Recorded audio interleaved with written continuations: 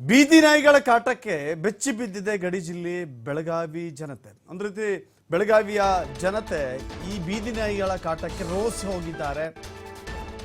ಬೀದಿ ನಾಯಿಗಳು ಯಾವಾಗ ಕಚ್ಚುತ್ತೋ, ಯಾವಾಗ ಅಟ್ಯಾಕ್ ಮಾಡುತ್ತೋ ಅನ್ನೋ ಭಯ ಅಲ್ಲಿನ ಜನರಲ್ಲಿ ಆವರಿಸ್ತಾ ಇದೆ. 16 ತಿಂಗಳಲ್ಲಿ 44,417 ಜನರ ಮೇಲೆ ಬೀದಿ ನಾಯಿಗಳು ಅಟ್ಯಾಕ್ ಮಾಡಿದ್ದಾರೆ. 44,417 ಪ್ರಕರಣಗಳು ಲೆಕ್ಕಕ್ಕೆ ಸಿಕ್ಕಂತದ್ದಿದೆ. 2023 ಜನವರಿಯಿಂದ ಡಿಸೆಂಬರ್ ವರೆಗೆ 34,479 ನಾಯಿಗಳ ಕಡಿತ ಪ್ರಕರಣ ಆಗಿದೆ. 2024 ಜನವರಿಯಿಂದ ಏಪ್ರಿಲ್ ವರೆಗೆ ಆಲ್ಮೋಸ್ಟ್ 10,000 ಹತ್ತತ್ರಕ್ಕೆ ಬಂದ್ಬಿಟ್ಟಿದೆ. ಅಂದರೆ 9,938 ನಾಯಿಗಳ ಕಡಿತ ಪ್ರಕರಣಗಳು ದಾಖಲಾಗಿದ್ದಾವೆ. ಆರೋಗ್ಯ ಮತ್ತು ಕುಟುಂಬ ಕಲ್ಯಾಣ ಇಲಾಖೆಯಲ್ಲಿ ಈ ಅಂಕಿ ಸಂಖ್ಯೆಗಳು ಸಿಗ್ತಾ ಇದ್ದಾವೆ, ದಾಖಲಾಗಿದ್ದಾವೆ.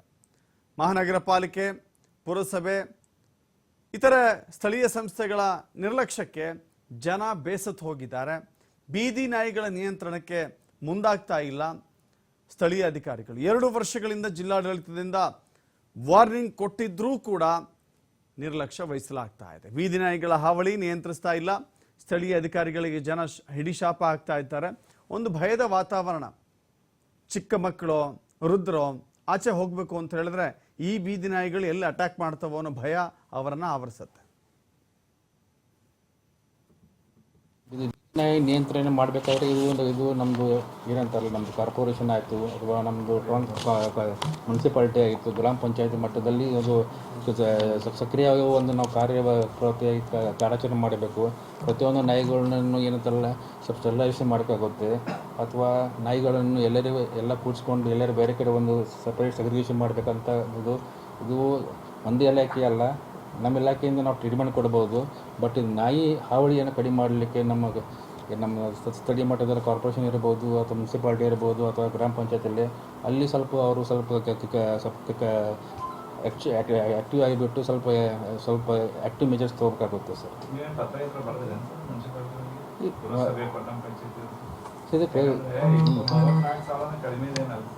ಎಲ್ಲ ನನ್ನ ಪ್ರತಿ ವರ್ಷ ನಾವು ಇದು ನಮ್ಮದು ಜಾಯಿಂಟ್ ಮೀಟಿಂಗ್ ಆಗುತ್ತೆ ಸರ್. ನಮ್ಮದು ಮಂತ್ಲಿ ನಮ್ಮದು ಡಿ ಸಿ ಅಂಡರ್ ಮೀಟಿಂಗ್ ಆಗುತ್ತೆ, ಸಿ ಒ ಅಂಡರ್ ಮೀಟಿಂಗ್ ಆಗುತ್ತೆ. ಸೊ ಇದೆಲ್ಲ IDSP ರಿವ್ಯೂ ಆಗುತ್ತೆ ಸರ್. ಆ ಟೈಮಲ್ಲಿ ಡಿ ಸಿ ಅವ್ರಿಗೆ ಮತ್ತಷ್ಟು ಮಾಹಿತಿ ನಮ್ಮ ಪ್ರತಿನಿಧಿ ಶ್ರೀಧರ್ ನೀಡ್ತಾರೆ. ಶ್ರೀಧರ್, ಗಮನಿಸ್ತಾ ಇದ್ದೀವಿ ಇಷ್ಟೊಂದು ಸಂಖ್ಯೆ ಅಂತ ಹೇಳಿದ್ರೆ ನಿಜಕ್ಕೂ ಕೂಡ ಈ ನಾಯಿಗಳು ಒಂಥರ ಬೇಟೆ ನಾಯಿಗಳ ಇವು ಅನ್ನೋ ರೀತಿಯಲ್ಲಿ. ಆದರೆ ಅಲ್ಲಿನ ಜನ ಓಡಾಡಲಿಕ್ಕೆ ಭಯಭೀತಿ ಪಡ್ತಾ ಇದ್ದಾರೆ ಅಂದರೆ ನಿಜಕ್ಕೂ ಕೂಡ ಅದು ಅಚ್ಚರಿ ಅಂತ ಅನಿಸೋದಿಲ್ಲ. ನಿಯಂತ್ರಣ ಹೇಗೆ ಅಂತ ಇದು? ಸರ್, ಪ್ರಮುಖವಾಗಿ ಗಡಿ ಜಿಲ್ಲೆ ಬೆಳಗಾವಿ ಜನತೆಗೆ ಬೆಚ್ಚಿ ಬಿದ್ದಿದ್ದಾರೆ ಅಂತ ಹೇಳ್ಬೋದು. ಯಾಕಂದ್ರೆ ಬೀದಿ ನಾಯಿಗಳ ಹಾವಳಿ ಏನಿದೆ ಅದು ಹೆಚ್ಚಾಗಿರ್ತಕ್ಕಂಥದ್ದು.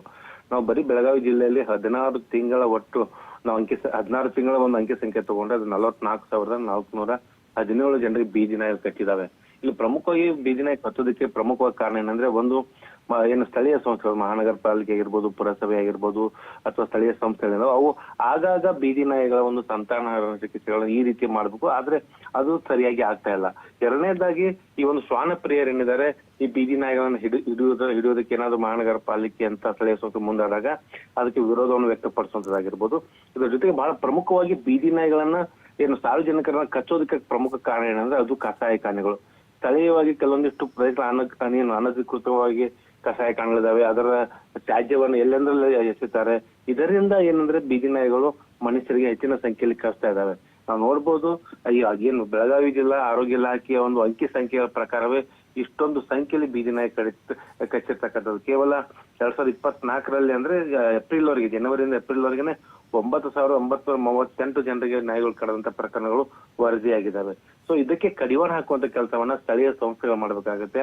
ಆ ನಿಟ್ಟಿನಲ್ಲಿ ಸ್ಥಳೀಯ ಸಂಸ್ಥೆಗಳಿಗೆ ಒಂದು ಏನು ಕಟ್ಟುನಿಟ್ಟಾಗಿ ಸೂಚನೆ ಕೊಡುವಂತ ಕೆಲಸವನ್ನು ಎಲ್ಲ ಜಿಲ್ಲಾಡಳಿತ ಅನೇಕ ಬಾರಿ ಮಾಡಿದ್ರು ಕೂಡ ಇದಕ್ಕೆ ಯಾವುದೇ ರೀತಿಯ ಒಂದು ಕ್ರಮಗಳನ್ನು ತೆಗೆದುಕೊಂಡಿಲ್ಲ ಅಂತ ಹೇಳ್ಬೋದು. ಇದರ ಜೊತೆಗೆ ಕಳೆದ ಕೆಲ ದಿನ ಹಿಂದೆ ಅಷ್ಟೇ ಬೆಳಗಾವಿ ಗಾಂಧಿನಗರದಲ್ಲಿ 2 ಮಕ್ಕಳ ಮೇಲೆ ಬೀದಿ ನಾಯಿ ಅಟ್ಯಾಕ್ ಮಾಡಿದ್ದು, ತುಂಬಾ ಗಂಭೀರವಾಗಿ ಗಾಯಗೊಂಡಿದ್ರು. ಹಾಗಾಗಿ ಇಂಥ ಒಂದು ಬೀದಿ ನಾಯಿ ಹಾವಳಿ ಏನಿದೆ, ಹಾವಳಿಗೆ ಕಡಿವಾಣ ಹಾಕುವಂತ ನಿಟ್ಟಿನಲ್ಲಿ ಒಂದು ಸೂಕ್ತವಾದಂತಹ ಕ್ರಮವನ್ನು ತೆಗೆದುಕೊಳ್ಬೇಕಾಗಿದೆ. Darshan, yes, thank you Sridhar ನಿಮ್ಮೆಲ್ಲ ಮಾಹಿತಿಗೆ.